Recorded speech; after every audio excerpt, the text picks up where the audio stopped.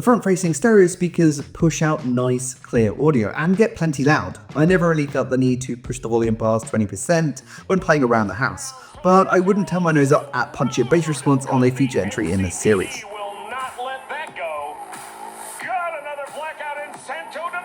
You once again get quad motor haptics too, with the top motors right behind the Hall effect impulse triggers. And generally the effect is fun, even if full compatibility is limited to about 120 titles right now. Whilst testing, there was one hiccup that I did have to let Asus know about though, with the bottom motors sometimes seemingly coming loose and changing what was usually a subtle buzz to, well, this.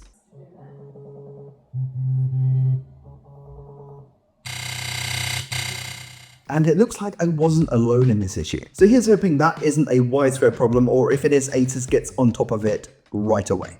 If the 7-inch screen on the front here looks familiar, that's because it is. You've got the same 7-inch 120Hz VRR capable Full HD IPS panel as the Allies have always had, which is a little disappointing, but not for the reasons you might think. I don't fault ROG's Whitson Gordon, who, when talking about the Allies' lack of an OLED, said, "We did look at OLED again this year. We did some R&D and prototyping with OLED, but it's still not where we want it to be when you factor VRR into the mix. And we aren't willing to give up VRR. I'll draw that line in the sand right now.